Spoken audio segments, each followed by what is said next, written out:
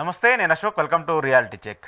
ఏపీలో లిక్కర్ కేసుకు సంబంధించి పెద్ద ఎత్తున విమర్శలు వస్తూ ఉన్నాయి. ఇప్పుడే లిక్కర్ కేసుకు సంబంధించి ఈ కేసుకు సంబంధించి ఎవరైతే కీలకంగా ఉన్నారో వాళ్ళందరినీ కూడా ఒక్కొక్కరుగా అరెస్ట్ చేస్తూ వస్తున్నటువంటి పరిస్థితిని కూడా మనం చూస్తూ వచ్చాం. విజయసాయిరెడ్డి దగ్గర మొదలు పెడితే ఇటీవల సజ్జల శ్రీధర్ రెడ్డి దగ్గరకు కూడా వీళ్ళందరూ కూడా విచారణకు హాజరవుతూ వచ్చినటువంటి నేపథ్యంలో కూడా ఈ లిక్కర్కి సంబంధించిన వ్యవహారాల మీద అరెస్టులు అయితే జరుగుతూ వచ్చాయి. అయితే ప్రధానంగా ఈ లిక్కర్ కేసుకు సంబంధించి జగన్మోహన్ రెడ్డి టార్గెట్గా కూడా కూటమి ప్రభుత్వం వ్యూహాలు ఇస్తున్నట్టు కూడా అర్థమవుతుంది. దానికి సంబంధించి ఆయన చుట్టూరు ఉన్నటువంటి వ్యక్తులందరినీ కూడా ఒక్కొక్కరుగా అరెస్ట్ చేస్తూ వస్తున్నారు. అయితే ఇదే కోవకు సంబంధించి ఎంపీ మిథున్ రెడ్డికి సంబంధించి చూసుకున్నా, ధనుంజయ రెడ్డికి సంబంధించి చూసుకున్నా, అలాగే కృష్ణమోహన్ రెడ్డికి సంబంధించి చూసుకున్నా వీళ్ళందరినీ కూడా అరెస్ట్ చేయాలనో లేదంటే దీనికి సంబంధించిన విచారణ చేయాలని చెప్పేసి నోటీసులు అయితే ఇస్తూ వచ్చింది. ఆల్రెడీ మిథున్ రెడ్డి ఒకసారి విచారణ కూడా హాజరైనటువంటి పరిస్థితిని కూడా మనం చూస్తున్నాం. అయితే ఈ అంశానికి సంబంధించి అరెస్ట్ చేయకుండా వీళ్ళ ముగ్గురు కూడా సుప్రీంకోర్టుకు వెళ్ళారు. సుప్రీంకోర్టులో ముందస్తు బెయిల్కి కూడా అప్లై చేస్తూ వచ్చారు. ధనుంజయ రెడ్డికి, కృష్ణమోహన్ రెడ్డికి వచ్చే శుక్రవారం వరకు అరెస్ట్ చేయొద్దంటూ కోర్టు అయితే తీర్పునిచ్చింది. ఇక మరోవైపు ఎంపీ మిథున్ రెడ్డికి సంబంధించి హైకోర్టుకు ఆదేశాలు జారీ చేస్తూ వచ్చింది. హైకోర్టు తిరిగి బెయిల్కి సంబంధించిన అంశాన్ని పునరాలోచించి దానికి సంబంధించిన సాధ్యాసాధ్యాలు ఏంటో అనేది విచారణ చేసిన తర్వాత దాని మీద నిర్ణయం తీసుకునేంత వరకు ఎవరు కూడా అరెస్ట్ చేయొద్దంటూ కూడా సుప్రీంకోర్టు అయితే ఆదేశాలు జారీ చేసింది. ఎందుకు ఈ కేసుకు సంబంధించి ప్రభుత్వం ఏమో అరెస్టులకు సంబంధించిన పర్వాన్ని కొనసాగిస్తూ వస్తుంటే వీళ్ళందరూ మాత్రం సుప్రీంకోర్టుకు వెళ్ళి అక్కడి నుంచి ఊరట పొందుతూ వస్తున్నారు. అక్కడికి వెళ్ళి ముందస్తు బెయిల్ అయితే తీసుకొస్తున్నారు. ఇక మరోవైపు ఏపీలో పోలీసుల తీరుపైన వైసీపీ నేతలు తీవ్రంగా ఆగ్రహం వ్యక్తం చేస్తున్నారు. ఇటీవల మాజీ మంత్రి విడదల రజనీకి సంబంధించి అక్కడ ఆ ప్రాంతానికి సంబంధించినటువంటి సిఐ చేసినటువంటి ఆ పనితీరు కావచ్చు, ఆయన చేసినటువంటి వ్యాఖ్యలు అంటారా లేదంటే ఆ దాడి అంటారా కూడా వైసీపీ తీవ్ర స్థాయిలో ఖండిస్తూ వస్తుంది. ఈరోజు గవర్నర్ని కలిసి వినతిపత్రాన్ని కూడా అందించే పరిస్థితి కూడా ఉంది. దాంతోపాటు డీజీపీని కూడా కలిసి రాష్ట్రంలో ఉన్నటువంటి శాంతి భద్రతలకు సంబంధించి మహిళల మీద జరుగుతున్నటువంటి అఘాయిత్యాలకు సంబంధించి కూడా డీజీపీని కలవనున్నారు వైసీపీ ఎమ్మెల్సీలు. ఏపీ రాజకీయాల గురించి అలాగే దేశ రాజకీయాల గురించి ఈరోజు ఇంటర్వ్యూలో మాట్లాడదాం. ఇంటర్వ్యూలో నాతో పాటు పార్టిసిపేట్ చేస్తున్నారు పొలిటికల్ అనలిస్ట్ పురుషోత్తం రెడ్డి గారు. పురుషోత్తం రెడ్డి గారు, నమస్తే. నమస్తే అశోక్ గారు. సో ముందుగా లిక్కర్ కేసు, లిక్కర్ ప్రకంపనలు మనం చాలాసార్లు మాట్లాడుకుంటూ వచ్చాము. ఇది చాలా పెద్ద ఎత్తున మరి జరిగింది ఏంటో జరగంది ఏందో తెలియదు, కానీ కూటమి ప్రభుత్వానికి సంబంధించి ఎలాగైనా వైసీపీని ఇరుకొని పెట్టే విధంగా జగన్మోహన్ రెడ్డిని అరెస్ట్ చేస్తారా అనేటువంటి ఒక అంశాలు కూడా పెద్ద ఎత్తున చర్చనీయాంశంగా మారుతూ వస్తున్నాయి. దానికి సంబంధించే ఇప్పుడు మిథున్ రెడ్డి అంశానికి సంబంధించి చూసుకున్నా, లేదంటే కృష్ణమోహన్ రెడ్డి చూసుకున్నా, ధనుంజయ రెడ్డి చూసుకున్నా, వీళ్ళందరికీ సంబంధించిన పేర్లు పెద్ద ఎత్తున బయటకు వస్తున్నాయి. సో వీళ్ళందరూ కూడా కోర్టులకు వెళ్ళి కొంత ఊరట పొందినటువంటి పరిస్థితి ఉన్నప్పటికీ ప్రభుత్వం మాత్రం వాళ్ళని ఎలాగైనా అరెస్ట్ చేయాలని చెప్పేసి ఒక చర్చలు అయితే జరుగుతూ ఉన్నాయి. ఏం చెప్తారు?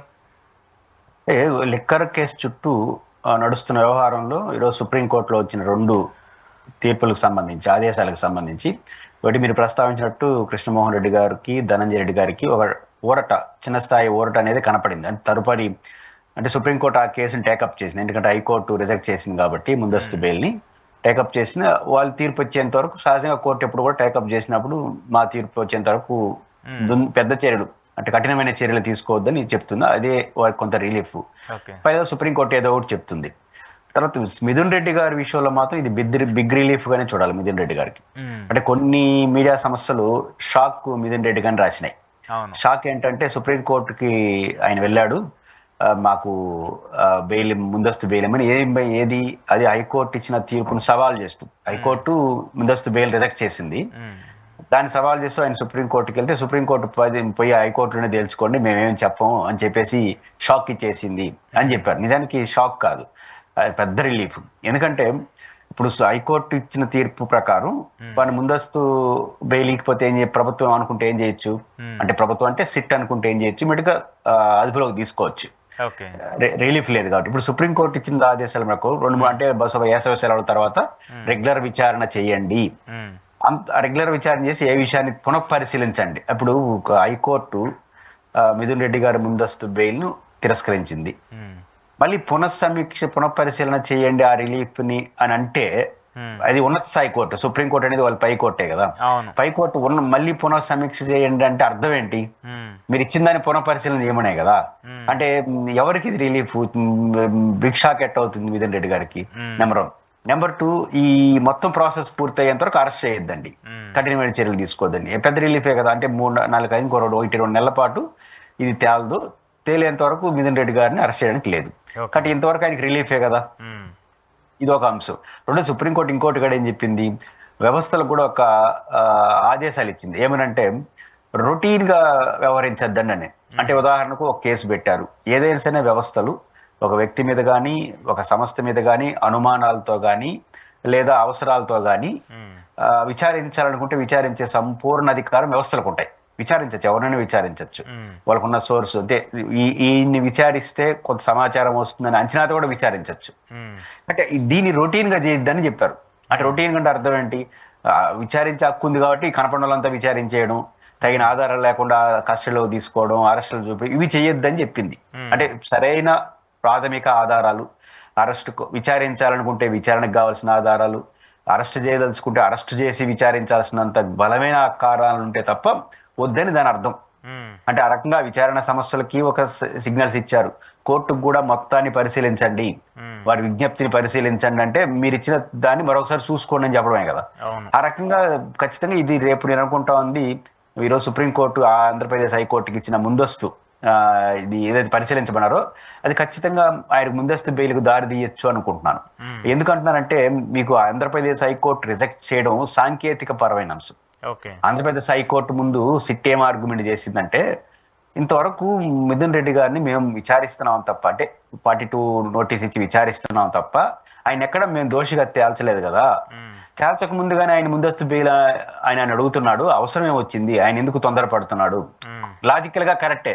సిట్ చెప్పారు, మేమే ఆయన ముద్దాయిగా చేర్చుకుని ఎందుకు ఆయన తొందరపడుతున్నాడు, ఎందుకంటే అరెస్ట్ చేసిన భయపడిపోతున్నాడు, ఎందుకు కంగారు పడుతున్నాడు, ఇట్లా ప్రతి ఒక్కరికి బెయిల్ ఇచ్చుకుంటా ముందస్తు బెయిల్ ఇచ్చుంటే విచారణ జరగదు. ఇది లాజికల్ గా బాగుంది. ఏది మేము ఇంతవరకు చేర్చలేదు కదా, నేను చేర్చుకున్నానే నాకు ముందస్తు బెయిల్ అడుగుతున్నా అంటే మేము అరెస్ట్ చేస్తామని ఎందుకు అనుకుంటారు మీరు? కాబట్టి ఇట్లా అరెస్టులు అనే పేరుతో మీరు ముందస్తు బెయిల్ ఇచ్చేస్తే మేము ముందుకు వెళ్ళలేం కదా. ఈ లాజికల్ కరెక్ట్. ఈ టెక్నికాలిటీస్ చూసుకుని హైకోర్టు టెక్నికల్ గా రిజెక్ట్ చేసింది, వాళ్ళేం తేల్చలేదు కదా అని. ఇప్పుడు సుప్రీంకోర్టు ఆ విషయాన్ని క్షుణ్ణంగా పరిశీలించి కేవలం ఆర్గ్యుమెంట్ బట్టే కాదు, జరుగుతున్న పరిణామాలను కూడా పరిగణలోకి తీసుకోండి అని. ఇప్పుడు రోజు మీడియాలో చర్చల్లో తెలుగుదేశం పార్టీ వాదనలు ఏమొస్తున్నాయి? రేపు తెల్లారితో మిథున్ రెడ్డి అరెస్ట్, ఎల్లుండి తెల్లారితో మిథున్ రెడ్డి అరెస్ట్, ఇవే కదా రోజు డిబేట్లు. అంటే ఇది కూడా ఆయన మీద ప్రభావం పడుతుంది కదా. ఒక పార్టీ, పార్లమెంటరీ పార్టీ నాయకుడు, ఒక పెద్ద కుటుంబం నుంచి వచ్చిన వ్యక్తి, రాజకీయ నాయకుడు, ప్రజా జీవితం ఉన్న వ్యక్తి రోజు అరెస్ట్ అన్న నేపథ్యంలో ఆయనకి ఆ విషయం మీద ఫీలింగ్ ఉండదా? కాబట్టి వీటిని పరిగణలో తీసుకోమనింది. కేవలం టెక్నికల్ గా సిట్ నుంచి మేము ఆయన్ని ముద్దాయిగా చేర్చలేదు కదా, అప్పుడే ఎందుకు బెయిల్ అనే టెక్నికల్ పాయింట్ మాత్రమే హైకోర్టు చూసినట్టుగా మనకు కనిపిస్తుంది. అది తప్పు కూడా కాదు. కానీ సుప్రీంకోర్టు ఏమో ఇంకో బ్రాడ్ గా వెళ్ళి ఒక పార్టీ ఫ్లోర్ లీడర్ జరుగుతున్న పరిణామాలు కూడా సర్కంస్టాన్సెస్ దృష్టిలో పెట్టుకుని మీరు బెయిల్ విషయంలో ఆయన విజ్ఞప్తి పరిగణలో తీసుకుని నింది. ఖచ్చితంగా తీసుకుంటుంది కదా కోర్టు. ఒక్క అడుగు ముందుకేసిన బెయిల్ వస్తుంది కదా. ఈ మొత్తం ప్రాసెస్ 2-3 వారాలు అన్నారు, అది వచ్చేంత వరకు టైం పట్టచ్చు. ఈ మొత్తం 2 నెలలు అనుకోండి, 2 నెలల వరకు ఆయన అరెస్ట్ చేయకూడదు కదా, కస్టడీలో తీసుకోకూడదు కదా. అంటే ఇది ఖచ్చితంగా మిథున్ రెడ్డి గారికి ఇది పెద్ద బిగ్ రిలీఫ్.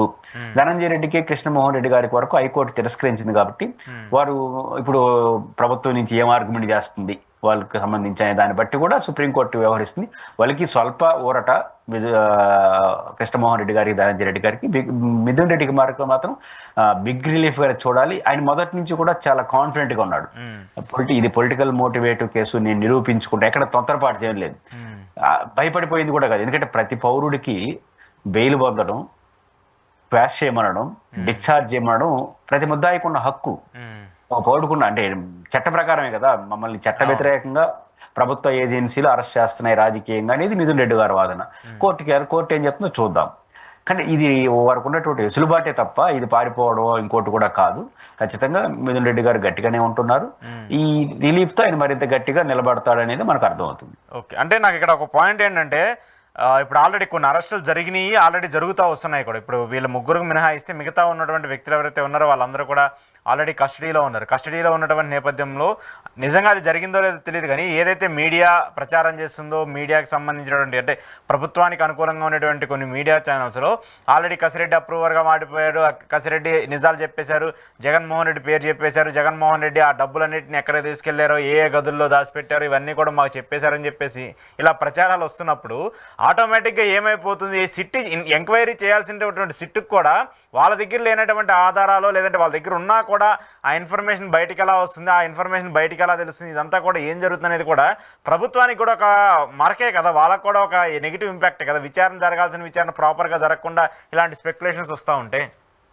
అదే హైకోర్టు సిట్ ఏం చెప్పింది, మేమేమో ఆయన్ని ముద్దాయిగా చేర్చలేదు కాబట్టి ముందస్తు బెయిల్ ప్రస్తావన ఎందుకు అని టెక్నికల్ గా. హైకోర్టు కూడా టెక్నికల్ గా అది రీజనే కదా, అంటే మీ వాళ్ళే ముద్దాయి జరగకుండా మీకు ఎందుకు ఇవ్వాలని కొట్టేసింది. సుప్రీంకోర్టు ఇంకొంచెం బ్రాడ్ గా వెళ్ళి టెక్నికాలిటీసే కాదు జరుగుతున్న పరిణామాలు కూడా చూడమంటే ఇదే మీరు చెప్పిన పాయింట్. జరుగుతున్న పరిణామాలు ఏంటి, ఇక్కడ ఆంధ్రప్రదేశ్ లో విచారణ సంస్థల ట్రయల్స్ కన్నా మీడియా ట్రయల్స్ ఎక్కువైపోయినాయి. మీడియాలోనే ట్రయల్స్ చేస్తారు, వాళ్ళే విచారణ జరుపుతారు, వాళ్ళే తీర్పులు కూడా ఇచ్చేస్తున్నారు. కానీ ఇట్లాంటి ఒక వాతావరణం రెండోది కసిరెడ్డి గారు ఏం చెప్పారో మనకు తెలియదు. మనకు కనిపిస్తున్న సమాచారం ప్రకారం ఫస్ట్ దశలో మొదట అరెస్ట్ చేసినప్పుడు ఆయన చెప్పేసినాడు జగన్ పేరు అని చెప్పినారు. మళ్ళీ ఆయన నేనేం చెప్పలేదని కోర్టుకు చెప్పినట్టుగా ఒక వాతావరణం బయట విచారణ. మీకు గుర్తుంటే జగన్మోహన్ రెడ్డి గారు సిబిఐ కేసులో లక్ష్మీనారాయణ గారు, జేడీ లక్ష్మీనారాయణ గారు కానీ వాళ్ళ ప్రతినిధి కానీ రెగ్యులర్ గా వచ్చి బ్రీఫ్ చేసేవాళ్ళు. మేము ఈ రోజు విచారించాం, మాకు కొంత సమాచారం ఉంది, ఇది ఇదని చెప్పేవాళ్ళు. ఇప్పుడు విచారణ సమస్యలు ఏం బయటకు వచ్చి ఏం చెప్పట్లా, మొత్తం కొన్ని మీడియా సమస్యలే చెప్పేస్తున్నాయి ఏమేం జరుగుతుంది మొత్తం లోపల అనేసి. దానివల్ల ఏమవుతుంది, ఒక పరువు ప్రతిష్టలకు సంబంధించిన విషయం ఆందోళనే కాదు, ఒక పార్టీ ఫ్లోర్ లీడర్, ఒక సీనియర్ పొలిటీషియన్ గా ఉన్న వ్యక్తి ఇది అరెస్ట్ అయిపోతాడు, ఆయన చెప్పేసాడు ఏం చెప్పాడంటే ఉంటాయి. రెండోది, ప్రతి డిబేట్ లో ఎవరినన్నా అరెస్ట్ చేయని, ఎవరినన్నా అదుపులో తీసుకొని గో టు తాడేపల్లి ప్యాలెస్, ఇంకంతే. ఇంక ఈ నుంచి నేరుగా పోలీసులు తాడేపల్లి ప్యాలెస్ పోయి జగన్ గారిని అరెస్ట్ చేసేస్తారు. ఇదే కదా రోజు చర్చ. జగన్ గారు తాడేపల్లి ప్యాలెస్ కి అరెస్ట్ చేస్తారు అన్న వార్త లేని రోజు అనేది ఏదైనా ఉందా? కాబట్టి ఖచ్చితంగా ఇట్లాంటి చర్చ వచ్చింది కాబట్టి నాకు ప్రభుత్వం మీద అనుమానం ఉంది. పైపించి ఆయన మిథున్ రెడ్డి గారి వాదన ఏంటి, ఇది పొలిటికల్ మోటివేషన్. ఏం జరిగింది ఏం జరగబోతుంది సిట్టు కోర్టు తెలుస్తాయి, మనకు సంబంధం లేదు.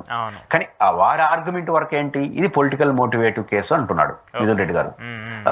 బట్ జరుగుతున్న పరిణామాల్లో మోటివేషన్ ఉందో లేదో మనకు తెలియదు, కానీ బయట ప్రచారం మాత్రం మోటివేషన్ కనిపిస్తా ఉంది మీడియా ట్రయల్స్ లో. కాబట్టి ఈ మోటివేషన్ ఉంది కాబట్టి నాకు ముందస్తు బెయిల్ ఏమన్నాడు, ఆయనేమి కేసును కొట్టేమనలేదు కదా, విచారణకు పోతున్నాడు కాబట్టి.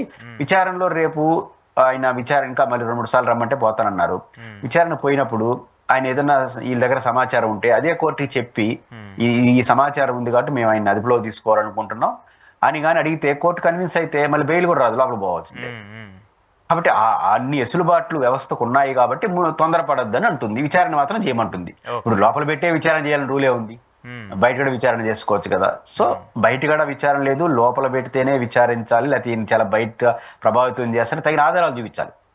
ఆధారాలు చెప్పకుండా అరెస్ట్ చేసేసి విచారణ జరపాల్సిన అవసరం ఏమొచ్చిందో చెప్పాలి. అందుకని మీరు అన్నట్లు ఈ రూట్స్ అట్లా నడుస్తున్నాయి కాబట్టి ఆయన ఖచ్చితంగా దాన్ని సుప్రీంకోర్టు ముందు ఎఫెక్టివ్ గా వాదించగలిగినారు. సుప్రీంకోర్టు కూడా దాన్ని కన్విన్స్ అయి విచారణ కొనసాగించమంటుంది, అరెస్టుకు తొందరపడొద్దు అంటుంది. బెయిల్ కూడా సాంకేతిక అంశాలు కాకుండా ఫ్యాక్ట్ అండ్ ఫ్యాక్ట్స్ చూసేసి జరుగుతున్న పరిణామాలు చూసి పరిగణలో తీసుకోమని హైకోర్టు చెప్పింది. దీని ప్రభావం ఖచ్చితంగా హైకోర్టు తీరుపైన ఉంటుంది. ఓకే.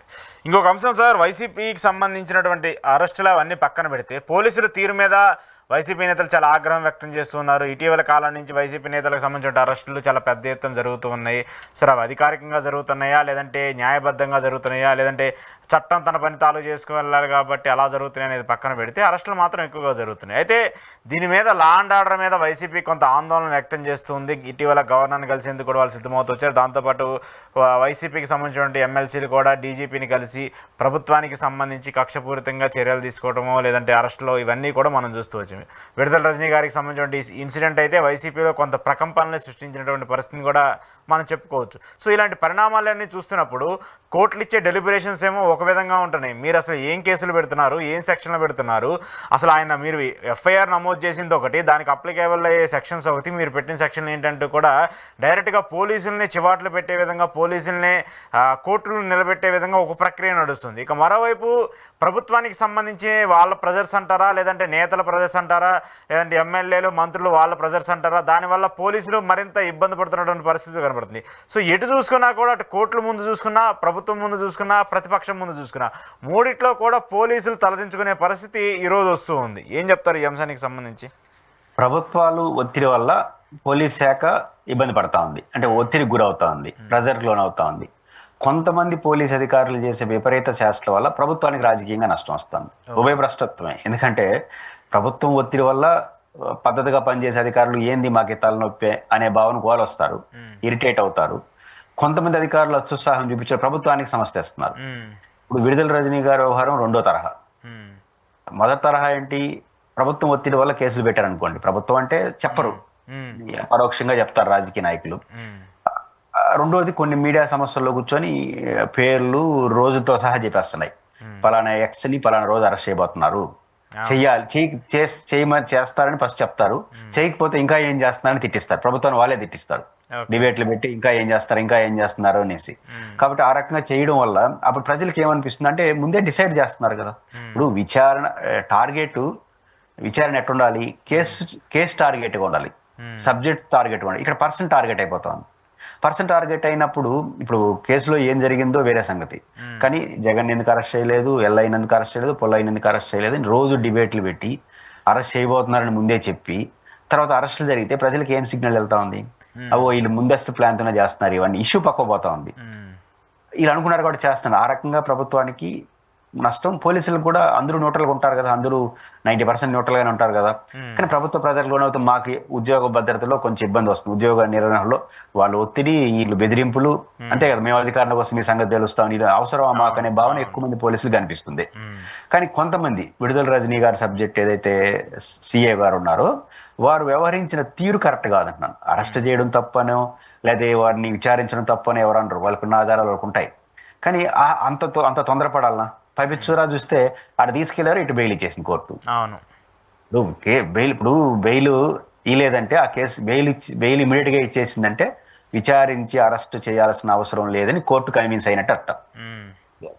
విచారించకూడదని కాదు, విచారించుకోండి, అరెస్ట్ చేసి జైల్లో పెట్టి విచారించాల్సిన అవసరం లేదు, ఎవరు విడుదల రజనీ గారి పిఏ వ్యవహారము అనేది కోర్టు భావించింది కాబట్టి బెయిల్ ఇచ్చింది, లేకపోతే రిమాండ్ ఇచ్చేసి ఉంటుంది. కాబట్టి ఇప్పుడు దాని అర్థం ఏంటి, అంత తీవ్రమైన కేసు కాదనే కాదు, మీరు పెట్టిన సెక్షన్ల ప్రకారం, మీరు చెప్పిన ఆర్గ్యుమెంట్ ప్రకారం అలాంటి దానికి అంత అడావుడు చేయాలనా? నా పాయింట్ ఏంటంటే ఒకవేళ బెయిల్ ఇచ్చి లోపల పంపించున్నారు అనుకో, బెయిల్ ఇవ్వకుండా తీవ్రమైన కేసు అనుకుంటారు సమాజం, అటు పోయారు ఇటు బెయిల్ మీద వచ్చేసినారు. ఇప్పుడు ఏమని సమాజం ఏమనుకుంటుంది, ఈ కేసుకి ఇంత గొడవ చేయాలనా?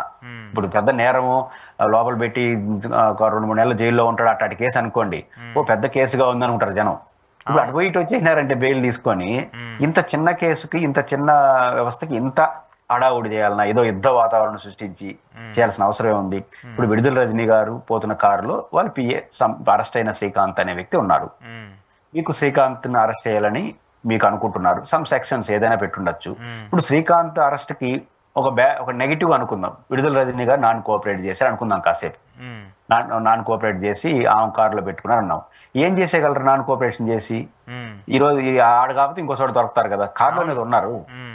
ఇప్పుడు ఆ కారులో వెనకాల కారులో పోయి ఆమె ఏమో నోటీస్ ఇచ్చి, లేకపోతే పలానా సెక్షన్ కింద అరెస్ట్ చేస్తున్నామండి, ఎఫ్ఐఆర్ పోలీస్ స్టేషన్కి వస్తే ఇస్తాం రండి, అప్పుడు చంద్రబాబు గారిని అరెస్ట్ చేసినారు తీసుకున్నారు, అట్లా కూడా చేయొచ్చు, తీసుకొని పోవచ్చు. ఒకవేళ దానికి కూడా ఆమె నిరాకరిస్తే ఆమె పైన కేసు పెట్టచ్చు. పోలీసుల యొక్క విధి నిర్వహణ ఆటంకం కలిగించిన వ్యక్తిగా ఆమె మీద కూడా కేసు పెట్టచ్చు. ఇన్ని ఇసులుబాటు కంటే కొంత టైం పడుతుంది మన పద్ధతిగా పోవాలంటే.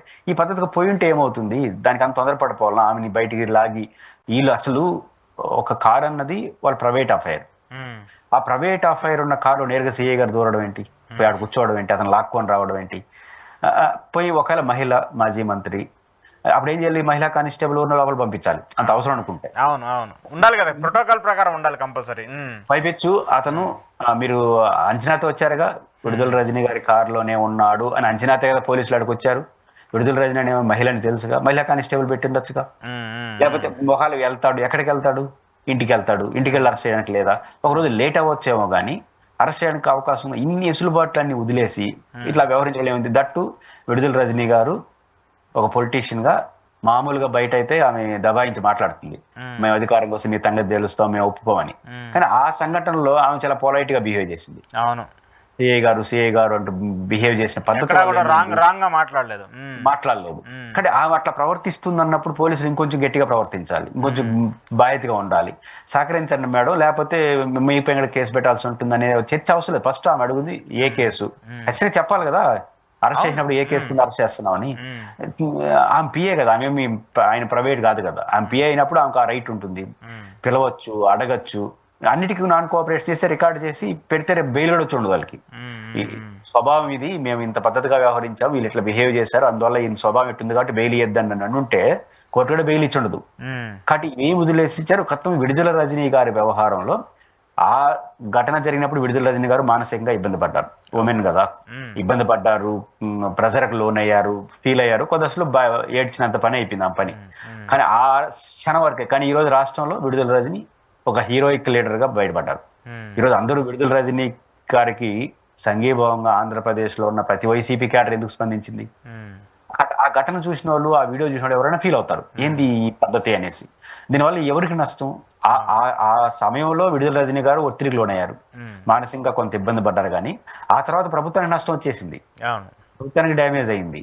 ఎందుకంటే ఇప్పుడు సిఐ గారిని చూడరు కదా, ప్రభుత్వం చెప్పినట్టు అనుకుంటారు. అల్టిమేట్ గా ప్రభుత్వం చెప్పిందే పోలీసులు చేస్తున్నారనే తీరుకు వచ్చేస్తుంది కదా. ఇప్పుడు ఆ సిఐ గారి పోయింది ఏముంది? ఆయన ఏం కాదు. మహా అంటే వచ్చే ఎన్నికల్లో వైసీపీ గెలిస్తే వాళ్ళు ఏదైనా విచారణ జరిపి ఏం చేస్తాడు, ఆ తర్వాత ఆయన తిప్పలు పడతాడు. ప్రభుత్వానికి పొలిటికల్ గా డ్యామేజ్ కదా.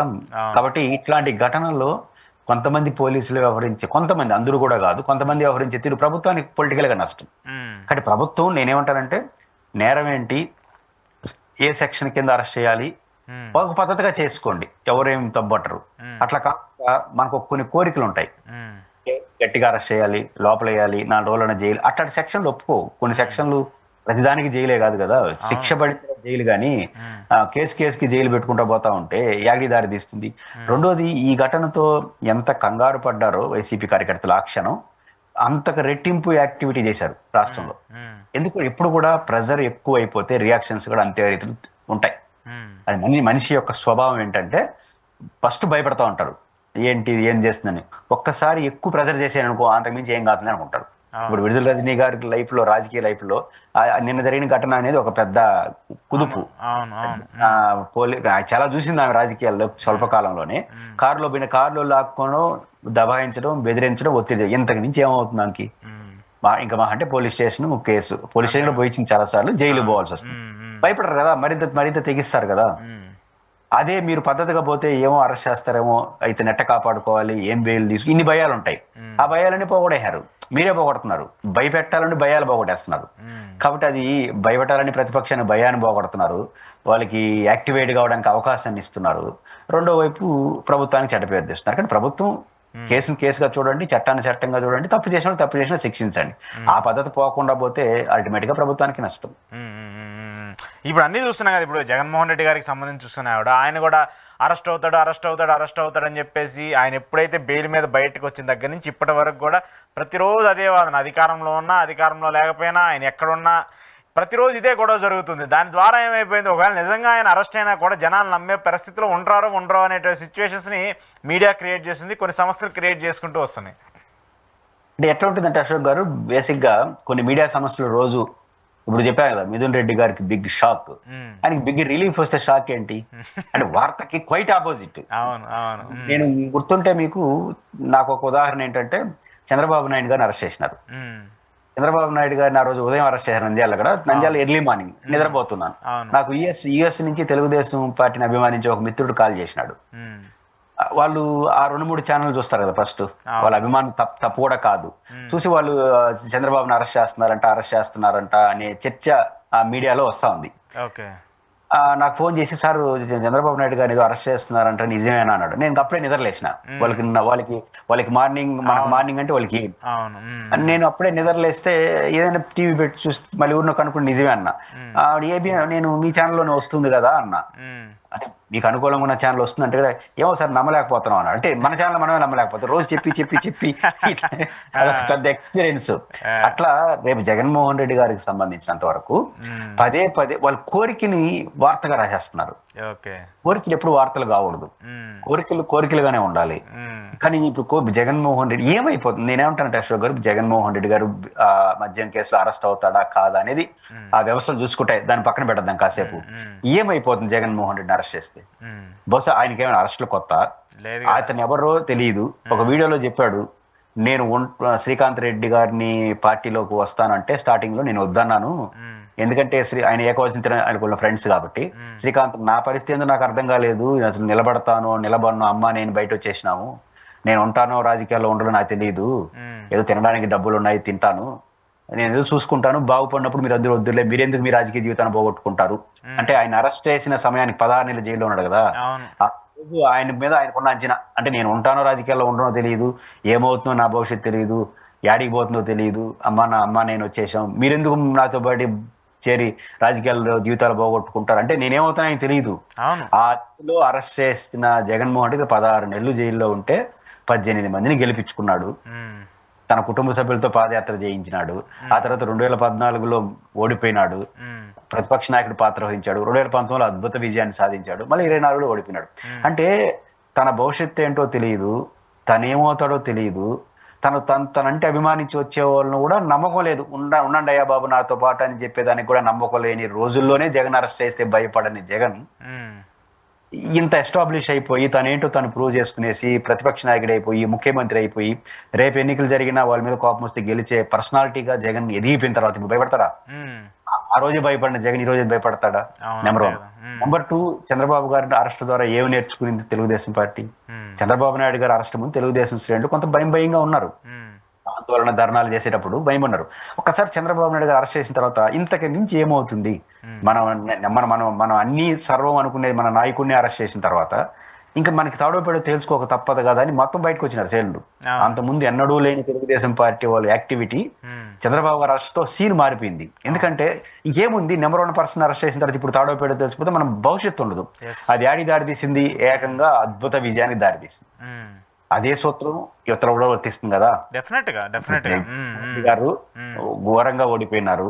పైపేసి జగన్మోహన్ రెడ్డి గారి కార్యకర్తలు, నాయకులు, ఆయన అభిమానించే వాళ్ళందరూ 5 ఏళ్ళు మమ్మల్ని పట్టించుకోలేదని కొంత కోపం కూడా ఉంది జగన్ పైన. ఇప్పుడిప్పుడే జగన్ మారుతున్నాడు అనుకుంటున్నారు. ఈ దశలో ఆయన అరెస్ట్ చేస్తే ఈ కోపాలన్నీ పటాపంచలైపోయి ఏదో ఒకటి తాడు అందరూ ఒకటైపోరా? ప్రతిపక్షంలో ఉన్న వాళ్ళు కషబిషాలు, జగన్ అంటే కోపతాపాలు ఉన్న వాళ్ళు జగన్ అరెస్ట్ అయిన పరిస్థితి వచ్చేసిందంటే ఇంకా మన నాయకుడు అరెస్ట్ చేసిన తర్వాత ఇంకెందుకు దిగేద్దామని దిగతారా? అది మంచిదా తెలుగుదేశానికి? నేను కేసుంటే అరెస్ట్ చేసుకోండి, తప్పు చేసుంటే చర్య తీసుకోండి, దాన్ని నేను తప్పట్ను. ఇప్పుడు తప్పు చేసుకున్న దానికి చర్య కనపడతా ఉందా? కనపడినోడిని ఎవడన్నా అరెస్ట్ కానీ ఆయన అంతే నేరుగా జగన్మోహన్ రెడ్డి గారి పేరు చెప్పినాడు, అదిగో పోలీసులు తాడేపల్లికి పోతున్నారు, అరెస్ట్ చేసేస్తున్నారు. ఎవడన్నా కానీ గత 10 నెలలకు ఇదే పని. మీరు కేసు ఉంటే అరెస్ట్ చేయండి, తప్పేం లేదు, చట్టపరంగా చర్య తీసుకోండి. జగన్ గారు కాబట్టి వద్దని మనం చెప్పం. తప్పు జరుగుంటే ఆయన వైపు నుంచి పొరపాటు చేస్తుంటే అరెస్ట్ చేయండి, శిక్షించండి. కానీ మీరు తప్పు శిక్ష కన్నా పొలిటికల్ యాంగిల్ ఎక్కువ కనిపిస్తా ఉంది. జగన్ అరెస్ట్ చేసేయాలి. ఏమైపోతుంది జగన్ అరెస్ట్ చేసేస్తే? అందరూ వైట్ అవుతారు, అంతకుమించి ఏం కాదు. ఆయన ఏమైనా భయపడే సమాచారం? ఏమీ లేని రోజులోనే 16 నెలలు జైల్లో ఉన్నారు. ఇప్పుడు కొంత రిలీఫ్ కూడా వచ్చేస్తుంది. ఆ రోజు జస్ట్ లైక్ ఎంపీ అరెస్ట్ అయిన రోజు జస్ట్ లైక్ ఎంపీ, ఆయనకి ఏం ప్రొవిజన్స్ ఉండవు. ఈ రోజు మాజీ ముఖ్యమంత్రి చాలా ప్రొవిజన్స్ ఉంటాయి. మాజీ ముఖ్యమంత్రి అరెస్ట్ చేస్తే చాలా ప్రొవిజన్స్ కూడా ఉంటాయి. కాబట్టి ఆ రోజులైనా భయపడిన ఈ రోజు భయపడతాడా? కాబట్టి జగన్ గారిని చట్టం ముందు తప్పు చేస్తుంటే అరెస్ట్ చేయడానికి చేయాలనుకుంటే ఒక రకంగా ఉంటుంది. మమ్మల్ని అరెస్ట్ చేసినారు కాబట్టి మేము కూడా అరెస్ట్ చేస్తాము, అరెస్ట్ చేయడం ద్వారా ఏదో సాధిస్తాం అనుకుంటే ఏదో అయిపోతుంది. కాబట్టి జగన్మోహన్ రెడ్డి అరెస్ట్ చుట్టూ జరుగుతున్న ఈ వాతావరణం తెలుగుదేశానికి ఒక దశ దాటిన తర్వాత నష్టం వస్తుంది. మీరు అన్నట్టు ఇది ఒక ఫ్యాషన్ గా మారిపోతే పొలిటికల్ గా వాళ్ళ మూల్యాన్ని చెల్లించుకుంటారు. ఓకే.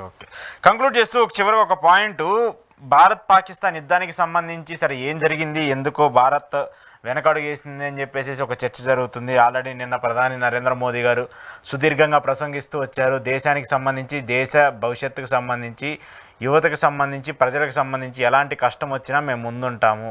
ఇంకోసారి ఎవరైనా ఉగ్రవాదులు కావచ్చు, లేదంటే ఇంకొక వేరే దేశానికి సంబంధించిన వ్యక్తులు మన వైపు చూడాలన్నా కూడా కఠినంగా చర్యలు తీసుకుంటామంటూ కూడా మోదీ గారు చెప్తున్నారు. అయితే ఇప్పుడు మనం వెనకడు వేయటం వెనక ప్రజలకిలో ఒక డిఫరెంట్ ఐడియాలజీ వస్తుంది. ఎందుకు ఇండియా వార్ స్టార్ట్ చేసింది, ఇక తాడోపేడ తేల్చుకుంటుంది, ఉగ్రవాదులను అంతమొందించేస్తుంది, పాకిస్తాన్కి సంబంధించి దానికి ఒక పర్మనెంట్ సొల్యూషన్ దొరుకుతుందని చెప్పేసి అందరూ అనుకుంటూ ఉన్నారు. కానీ ఇంతలో అమెరికా ఎంట్రీ ఇవ్వటము, ట్రంప్ నేను వీళ్ళిద్దరికి సంబంధించి మాట్లాడుకుంటూ వచ్చాను, యుద్ధాన్ని ఆపమని చెప్పేసి ట్రంప్ చెప్పటము, దానికి భారత్ వెనక్కి తగ్గటము, ఇవన్నీ చూస్తున్నప్పుడు భిన్నగా పరిణామాలు, భిన్నంగా స్వరాలు వినిపిస్తూ ఉన్నాయి. మీ వ్యూ ప్రకారం అసలు ఎందుకు ఇలా జరుగుంటుంది? దీనికి గల కారణం ఏమనుకుంటున్నారు? మనం ఇంతకు ముందు ఏదైతే మాట్లాడుకున్నామో ఒక అతిశయోక్తితో కూడుకున్నటువంటి చర్చలు, కోరికలు బట్టి మాటలు, వ్యవహారాలు చేస్తే ఏమవుతుందో ఇప్పుడు దేశంలో జరుగుతున్న యుద్ధం చుట్టూ జరుగుతున్న చర్చలు కూడా అలాంటిదే. ఎందుకంటే ఇందిరాగాంధీ గారి పేరును ప్రస్తావించడం ద్వారా భారతీయ జనతా పార్టీని అభిమానించే వాళ్ళు చేసిన అత్యుత్సాహం చివరకు వాళ్ళు సమాధానం చెప్పుకోవాల్సిన పరిస్థితి నెట్టేసింది. పాయింట్ ఏంటంటే ఈరోజు పాకిస్తాన్ అత్యంత దుర్మార్గమైన రీతిలో వాళ్ళు ప్రేరేపిత ఉగ్రవాదులు మన సాధారణ పౌరుల్ని పొట్టన పెట్టుకున్నారు. యావత్ భారతదేశం రగిలిపోయింది. ఈ దశలో మొత్తం పార్టీలకు అతీతంగా ప్రజలందరూ నరేంద్ర మోడీ గారి మీద విశ్వాసాన్ని చూపిస్తూ మీ నాయకత్వంలో భారత సైన్యం, భారత ప్రభుత్వం ఎలాంటి చర్యలు తీసుకున్నా మేము మీ వెనకాల ఉంటాము అని కోరుకుంటూ ఆ చనిపోయిన ఎవరైతే ఆ 29 చనిపోయినారు కదా, ఆ చనిపోయిన వాళ్ళు ఒక మహిళ, భర్త చనిపోయిన మహిళ చెప్పింది ఏంటో తెలుసా? నేను నా భర్తను కోల్పోయినాను, సర్వస్వం కోల్పోయినాను, మీరు సింధు పేరుతో ఆపరేషన్ చేస్తున్నారు, దీనికి ముగింపు పలకండి అని చెప్పింది. అంటే దీన్ని వదలద్దండి, ఆ తీవ్రవాదులు ఇంకొక మహిళకి ఇట్లా జరగకుండా చూసుకోండి అనేది ఆ ఒక భావోద్వేగంతో కోరిక. యుద్ధం చేస్తారా ఇంకోటి చేస్తారా సంగతి. సైనిక చర్య ప్రారంభించారు. ఎవరు? మన ఉద్దేశం ఏంటంటే పాకిస్తాన్ మీద కొట్టాలని కాదు, సైనిక చర్య ప్రారంభించి ఆ సంబంధిత ఉగ్రవాద శిబిరాలని ధ్వంసం చేయడం. ఈ పని, దీనికి దేశం అంతా సపోర్ట్ వచ్చింది. కానీ భారత ప్రభుత్వం కూడా అంతకే పరిమితమైంది. సైన్యానికి పర్మిషన్ ఇచ్చింది కూడా ఆడవరకే చేయమని, మీరు అంతవరకు ఈ విషయంలో పాకిస్తాన్ ఏదైనా ఓవర్ బిహేవియర్ చేస్తే రిటార్ట్ చేయమని చెప్పింది. కానీ ఈ పరిస్థితిలో కొన్ని మీడియా సంస్థలు, కొంతమంది కేంద్ర బీజేపీతో బాగుండాలనుకుని చెప్పుకునే వాళ్ళు ఏం చర్చ పెట్టేసినారు? పాకిస్తాన్ ని ఫినిష్ చేసేస్తారు, పాకిస్తాన్ ఇంకా అయిపోయింది. మీరు చూడండి ఆ 2-3 రోజుల డిబేట్స్, మరి ముఖ్యంగా మన తెలుగు తీర ఛానల్స్, మరి ముఖ్యంగా కొంత రాజకీయంగా ఎక్కువ రోజు మాట్లాడే అదే ఈ మీడియా ట్రయల్స్ చేసేసి అలవాటు పడిపోయిన వాళ్ళు వాళ్ళే జడ్జిమెంట్లు ఇస్తారు కదా. దీంట్లో కూడా అట్లా ఏం చేశారు? రేపు తెల్లారితో ఆయన కొట్టేస్తారు, ఎల్లుండి తెల్లారితో వీళ్ళని కొట్టేస్తారు, పాకిస్తాన్ పని అయిపోయింది. భారత ప్రభుత్వం పోలేదు. భారత ప్రభుత్వం ఓన్లీ ఉగ్రవాదులు టార్గెట్ గా పనిచేసింది. ఉగ్రవాదులు టార్గెట్ గా, ఉగ్రవాదులకు మద్దతుగా ఎవరు వస్తే వాళ్ళు టార్గెట్ చేయమని. పాకిస్తాన్ సైన్యమో, పాకిస్తాన్ ప్రజలు, పాకిస్తాన్ ప్రభుత్వం మీద టార్గెట్ చేయాల. భారత ప్రభుత్వం టార్గెట్ చేసింది ఓన్లీ ఆపరేషన్ విత్ ఉగ్రవాదులు, టెర్రరిస్టులు. ఆ పని వాళ్ళు సక్సెస్ఫుల్ గా చేసినారు. కానీ మనం ఏమి చర్చలు పెట్టేసినామంటే పాకిస్తాన్ ఆక్రమించుకునేస్తున్నాము, పాకిస్తాన్ ఇంకా అయిపోయింది, భారత్ ప్రపంచ చిత్రపటంలో పాకిస్తాన్ అనేది ఇంక ఉండదు, ఆడ వరకు వెళ్ళిపోయింది మన డిబేట్లు.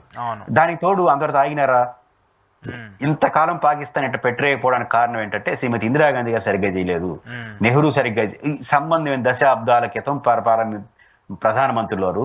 పైపెచ్చు ఈ దేశం కోసం ఉగ్రవాదుల చేతిలో బలైపోయినటువంటి వ్యక్తి ఇందిరాగాంధీ.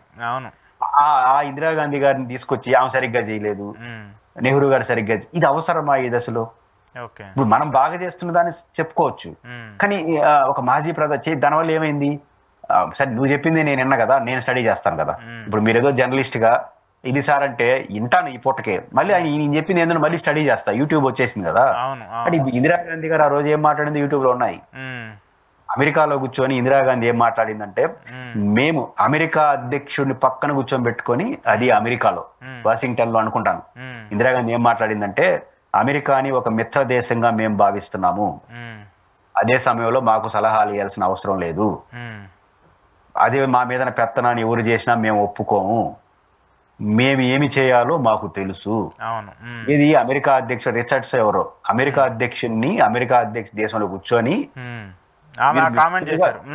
మిత్రుడుగా గౌరవిస్తాం, కానీ మా మీద పెత్తనం చేస్తే ఒప్పుకోం. అంటే పెత్తనం అంటే మా మీద మీకు సంబంధం లేదని చెప్పింది. ఈ వీడియో బయటకు వచ్చేసింది. ఈ మాట ఇప్పుడు మాట్లాడగలమా? ఇప్పుడు పరిస్థితి వేరే చేసుకుంటారా? మనకు ఇప్పుడు ఇందిరాగాంధీని ఎందుకు సీన్లో తీసుకురావాలంటా నేను. లేని దాన్ని అనవసరంగా క్రియేట్ చేశారు కదా. ఇప్పుడు దానికి భిన్నంగా జరిగింది అనుకోండి. ఇప్పుడు ఇందిరాగాంధీ అంటే ఇందిరాగాంధీ గతం, కానీ ఇందిరాగాంధీ కాంగ్రెస్ పార్టీ వాళ్ళు బల చేశారనుకుంటారు కదా. ఇది అవసరమా? ఇది అత్యుత్సాహంతో చేసిన పనులు అంటారు. కాబట్టి నరేంద్ర మోడీ గారి నాయకత్వంలో కేంద్ర సైన్యం ఉగ్రవాదులు టార్గెట్ గా చేసింది, సక్సెస్ అయింది, అప్రిషియేటబుల్ చేయాలి, దాంట్లో ఎవరికి అమ్మలేదు. దీనితోడు ఈ ట్రంప్ కొంచెం తొందర ఎక్కువ. ట్రంప్ మొత్తం మామూలుగా మాట్లాడేసినాడు. అంటే మేము 2-3 రోజుల నుంచి చర్చలు జరుపుతున్నాము, ఇద్దరు ఒప్పుకునేశారు. ఒక పక్క మీరు యుద్ధ వాతావరణం సృష్టించి మరి చర్చలు ఏందా అనుకోరా దేశ ప్రజలు? అంతే కదా. అంటే రకంగా అత్యుత్సాహాన్ని పోవడం, అమెరికా అధ్యక్షుడు తొందరపాటు ప్రకటనలు, భారత ప్రభుత్వం దానికి అనుగుణంగా మేము ఇప్పుడు ఆపరేషన్ ని తాత్కాలికంగా ఉపసంహరించుకుంటున్నాం, ఇది తాత్కాలికంగా మళ్ళీ వస్తే చెప్పారు. అయితే సగటు భారతీయులు మాత్రం ఒకటి కోరుకుంటారు అశోక్ గారు, అదేంటంటే యుద్ధం చేస్తారా, దౌత్యం చేస్తారా, స్నేహం చేస్తారా, సైనిక చర్య తీసుకుంటారా, భారత ప్రభుత్వం ఇష్టం, భారతదేశ ప్రయోజనాల కోసం వాళ్ళు ఏమైనా చేయొచ్చు, వాళ్ళకి ఆ స్వేచ్ఛ ఉంది. నరేంద్ర మోడీ గారికి దేశం మద్దతు ఇస్తుంది. అయితే ఈ రోజు దేశ ప్రజలు ఏం కోరుకుంటున్నారంటే, పాకిస్తాన్ తో చర్చలు అంటూ జరిగితే దానికి ప్రాతిపదిక ఎలా ఉండాలంటే, మన అమాయకుల పైన దాడి చేసిన ఆ ముస్కరులు ఎవరైతే ఉన్నారో వాళ్ళని భారతదేశానికి అప్పగించాలి. ఎవరైతే తీవ్రవాదులు భారతదేశం ప్రజల్ని మొట్టను పెట్టుకున్నారో ఆ ముస్కరుల్ని భారతదేశానికి అప్పగించే షరతుతోనే చర్చలు జరగాలి. ఒకవేళ పాకిస్తాన్ డైరెక్ట్గా వాళ్ళని సమర్థించదలుచుకుంటే అమెరికా కూడా, ఇప్పుడు అమెరికా వచ్చినా ఎవరు వచ్చినా వాళ్ళకి ఒకటి చెప్పాలి, అవును. మేము కోల్పోయినాం, కనీసం ఎవరైతే దుర్మార్గులు మా దేశం మీద అటాక్ చేసి మా ప్రజల ప్రాణాలు తీశారో వాళ్ళు మాకు అప్పగించమని చెప్పానండి. అప్పగించిన తర్వాతనే చర్చలు జరుపుతాం అనే పద్ధతిలో కానీ భారత ప్రభుత్వం వ్యవహరిస్తే ఈ దేశం హర్షిస్తుంది. ఆ వైపుగా ప్రభుత్వం నడవాలి. ఇప్పుడు నరేంద్ర మోడీ గారు ఇది టెంపరీ, మన దేశ విషయంలో మేము రాజీ పడమని చెప్పి మంచి మాటే చెప్పినారు, అప్రిషియేటబుల్. బట్ కొంతమంది చేసిన అత్యుత్సాహం వల్ల అనవసరంగా కేంద్ర ప్రభుత్వం ఫస్ట్ టైం కొంత డిఫెన్స్ వాతావరణం, సమాధానం చెప్పుకోవాల్సిన వాతావరణం అయితే ఇది కొని తెచ్చుకున్న అదే అంటాను. ఎవరు కూడా జరుగుతున్న పరిణామాలతో సంబంధం లేకుండా అత్యుత్సాహపడిపోయి వాళ్ళకు వాళ్ళ తరపున ఇంకొకరు చెప్పుకున్నా అది చివరికి ఏం చేస్తుందంటే మన మెడ చుట్టుకుంటుంది. కాబట్టి దివంగతులైన చరిత్రలో ఒక గొప్ప పాత్ర పోషించిన వాళ్ళని ఎప్పుడు పడితే అప్పుడు వివాదాన్ని ఒక లాగితే అది మనకే నష్టం వస్తుందనే విషయం అందరూ గుర్తిస్తే మంచిది. అయితే మీడియా కొన్ని మీడియా ఛానల్స్ దీన్ని ఇంకా ఎక్కువ దృష్టిలో పెట్టుకోవాలి. పేర్లు పెట్టి తిట్టారండి. నేను కొన్ని డిబేట్లో పాల్గొన్నాను. పేర్లు పెట్టి వాడు దేశద్రోహి, ఇప్పుడు ఎవరో ఒక అభిప్రాయం చెప్తారండి, వెంటనే వాళ్ళు దేశద్రోహం అని మీరు ఎట్లా చెప్తారు? ఇప్పుడు సినిమా హీరోయిన్ ఎవరో సమంతాను, సాయి పల్లవి గారు వాళ్ళు కామెంట్ చేసినా దాన్ని సమర్థించాల్సిన అవసరం లేదు. కానీ దానికి వెంటనే వాళ్ళకి దేశద్రోహం పేరు పెట్టేసి తరివేయండి వాళ్ళని, కొట్టేయండి వాళ్ళని అంటే రివర్స్ అవుతుంది కదా, అది మంచిది కాదు అంటున్నాను. మనం ఎవరు ఒక వ్యక్తిని దేశద్రోహం అనడానికి నువ్వెవరు, మన స్థాయి ఏంది, విభేదించు, తప్పుపట్టు. ఒకరు చట్టపరంగా తప్పు చేసింటే అరెస్ట్ చెయ్యి. కానీ దేశద్రోహం అనేది తీవ్రమైన ఆరోపణ కదా, మనకు బుద్ధి పుట్టినట్టు అనేయడమేనా దేశద్రోహం అని? దేశద్రోహం అనేది మరణశిక్ష కన్నా ఘోరమైంది మనిషికి సంబంధించి. ఈ దేశం మన కన్న తల్లిని అంటే నా దేశానికి నేను ద్రోహం చేస్తున్నాననే విమర్శ, అంతకు మించిన నేరం నాకు శిక్ష ఇంకోటి లేదు. కాబట్టి ఈ ప్రభుత్వాలు పద్ధతిగా ఉన్న కొన్ని మీడియా సమస్యలు, కొంతమంది వ్యక్తులు చేసే విపరీత ప్రకటనలు అన్నెసరీ కాంట్రడిక్షన్ వస్తుంది. ఆ టైం పెట్టి పోకూడదు అనేది ప్రభుత్వాలు అర్థం చేసుకుంటే మంచిది. రైట్. చూద్దాం దీనికి సంబంధించి రాబోయే రోజుల్లో పరిణామాలు ఎలా ఉంటాయి ఏంటనేది కూడా. Thank you sir, thank you very much. ఇది పురుషోత్తం రెడ్డి గారితో ఈరోజు స్పెషల్ ఇంటర్వ్యూ చూస్తూనే ఉండండి. టీవీ.